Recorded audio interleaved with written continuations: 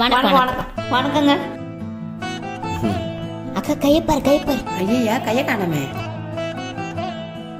Bathroom போகிறதுக்கு சாப்பிட்றதுக்கெல்லாம் ரொம்ப கஷ்டம் இல்லை, கூட ஒரு ஆள் இருந்துக்கிட்டே இருக்கணும்.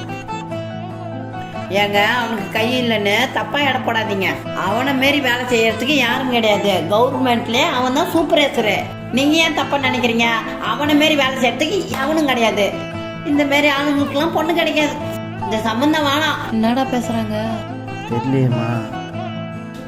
அக்கா கொஞ்ச நேரம் சும்மா இரு.